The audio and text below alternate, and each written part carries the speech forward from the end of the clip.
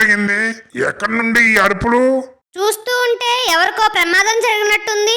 ఏనండి అందరూ ఏనండి, అడిగి తగిన శాస్తి జరిగింది. ఏనండి. ఓయ్, ఎవరి గురించి చెప్తున్నావు నువ్వు? అసలేం జరిగింది? సింటూ, ఆ గజగాడికి తగిన శాస్తి జరిగింది.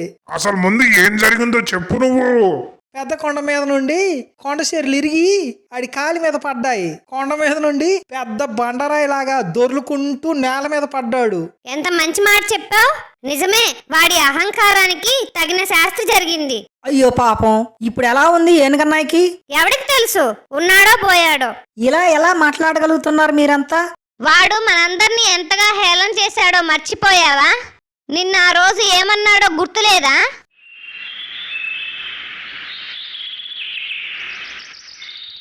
అన్నాయ్, ఏనుగన్నాయ్, అటైపు వెళ్ళబాక. పెద్ద కొండ మీద నుండి కొండ చర్యలు ఇరిగి పడుతున్నాయంట. కొండలకి బండలకి భయపడటానికి నేను నీలా బక్క ప్రాణిని కాదు. గజ రాజునిరా. పోయి పని చూసుకో. తన మంచి కోసం అని చెప్తే నన్ను ఎగతాళి చేస్తున్నాడు. గజ ఎంతో బలమైన అడవి ఏనుగు. అడవిలో అందరికన్నా తానే బలశాలిని అని గర్వంగా ఉండేది.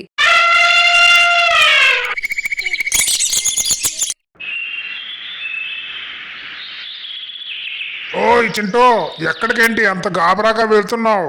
తూర్పు కొండల అవతల ఉన్న తోటలో చాలా జామ పళ్ళు కాసాయట, తిందామని వెళ్తున్నా. ఓయ్ బక్కపక్షి, 2 రోజుల నుండి తూర్పు వైపు గాలి ఎక్కువగా వీస్తోంది. గాలికి ఎగిరిపోతావేమో, జాగ్రత్త. ఆకాశంలో ఎగరటం నాకు బాగా అలవాటైన పనేలే. గజ మిగతా జంతువుల్ని చిన్న చూపు చూస్తూ హేళనగా మాట్లాడుతూ ఉండేది. అది మిగతా జంతువులకి నచ్చేది కాదు. ఏమైంది చింటూ, ఏదో బాధపడుతున్నట్టున్నావు? తెల్లారి ఆ గజ అన్న మాటలు గుర్తొచ్చి కొంచెం బాధగా ఉంది. వాడి గురించి తెలిసిందేగా, వాడి మాటలను పట్టించుకోకు. ఎప్పుడు చూసినా ఏదో ఒకటి అంటూ హేళన చేస్తూ ఉంటాడు. నీకొకటి తెలుసా? ఒకరోజు గజ ఇలానే ఒక చీమని హేళన చేశాడంట. ఆ చీమకి కోపం వచ్చి గజ నిద్రపోతున్నప్పుడు వాడి తొండంలో దూరి కుట్టడం ప్రారంభించిందంట. దెబ్బకి ఆ రోజు నుండి చీమలు ఉన్న వైపుకి గజ వెళ్ళటం మానేశాడంట.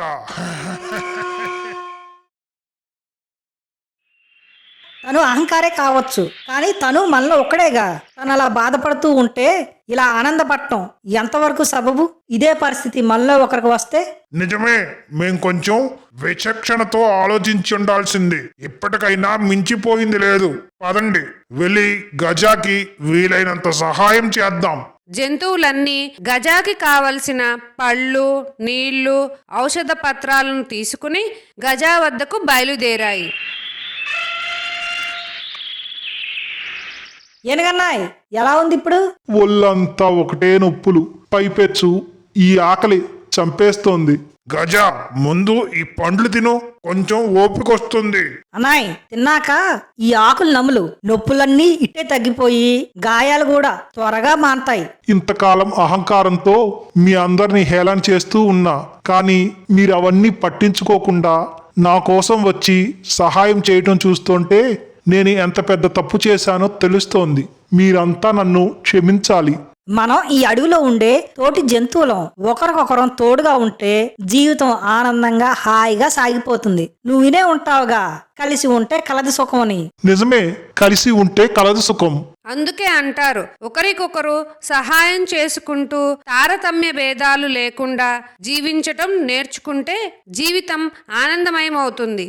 ఇలాంటి మరిన్ని వీడియోస్ కోసం లైక్ చేయండి, సబ్స్క్రైబ్ చేయండి.